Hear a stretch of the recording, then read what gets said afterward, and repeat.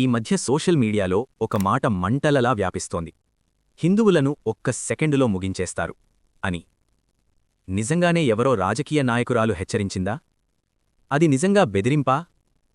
లేక రాజకీయ సందర్భంలో చెప్పిన హెచ్చరిక? ఈ వివాదానికి కేంద్ర బిందువుగా నిలిచింది పశ్చిమ బెంగాల్ ముఖ్యమంత్రి మమతా బెనర్జీ చేసిన ఒక వ్యాఖ్య. 2026 మార్చ్లో కోల్కతాలో జరిగిన ఒక ధర్నా కార్యక్రమంలో ఆమె చెప్పిన ఒక చిన్న లైన్ ఇప్పుడు దేశవ్యాప్తంగా పెద్ద చర్చగా మారింది. వైరల్ అయిన క్లిప్ ప్రకారం ఆమె ఇలా అన్నారు: మేము ఉన్నాం కాబట్టి మీరు సురక్షితంగా ఉన్నారు. మేము లేకపోతే ఒక ప్రత్యేక కమ్యూనిటీ గుంపుగా వచ్చి మిమ్మల్ని చుట్టుముడితే ఒక్క సెకండులోనే ముగించేస్తారు. ఈ మాటలపై పెద్ద రాజకీయ తుఫాను మొదలైంది. బీజేపీ నాయకులు ఇది బెంగాలీ హిందువులకు ఇచ్చిన ఓపెన్ వార్నింగ్ అని ఆరోపిస్తున్నారు. వాళ్లు చెబుతున్నది ఇది భయపెట్టి రాజకీయ లాభం పొందే ప్రయత్నమని. కాని టీఎంసీ వర్గాలు మాత్రం పూర్తిగా భిన్నంగా చెబుతున్నాయి. వారి మాట ప్రకారం మమతా బెనర్జీ ఎవరికీ హాని చేయమని చెప్పలేదు. ఆమె చెప్పిందేమిటంటే రాష్ట్రంలో శాంతి భద్రతలు ఎందుకు అవసరం, ఎందుకు ప్రభుత్వం కీలకం అనే విషయాన్ని హెచ్చరికగా చెప్పిందని చెబుతున్నారు. ఇది మొదటిసారి కాదు.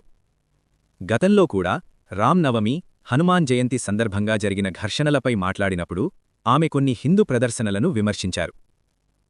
కొన్ని ప్రదర్శనల్లో ఆయుధాలు, బాంబులు ఉన్నాయని ఆరోపించారు. అదే సమయంలో ఆమె హిందువులను, ముస్లింలను రక్షించమని కూడా పిలుపునిచ్చారు. మరోవైపు మమతా బెనర్జీ తనను తాను హిందువుగా చెప్పుకుంటూ అన్ని మతాలను రక్షించడం మా బాధ్యత అని కూడా పలుమార్లు చెప్పారు. బెంగాల్ స్వామి వివేకానంద, రామకృష్ణ పరమహంసల భూమి అని ఆమె తరచూ గుర్తు చేస్తుంటారు. అంటే అసలు ప్రశ్న ఇదే: ఆమె మాటలు నిజంగా బెదిరింపా? లేక రాజకీయంగా వేరే అర్థం పెట్టుకుని వైరల్ చేసిన క్లిప్పు మాత్రమేనా? సోషల్ మీడియాలో చిన్న వీడియోలు చూస్తే నిజం పూర్తిగా కనిపించకపోవచ్చు. ఎందుకంటే చాలాసార్లు మొత్తం ప్రసంగం కాకుండా చిన్న భాగం మాత్రమే వైరల్ అవుతుంది. అందుకే ఒక మాటను నమ్మే ముందు పూర్తి సందర్భం తెలుసుకోవడం చాలా ముఖ్యం. ఇలాంటి పెద్ద రాజకీయ వివాదాల వెనుక అసలు నిజం ఏమిటో తెలుసుకోవాలంటే ఎక్స్ప్లెయిన్ ఇట్ తెలుగుని ఫాలో అవ్వండి.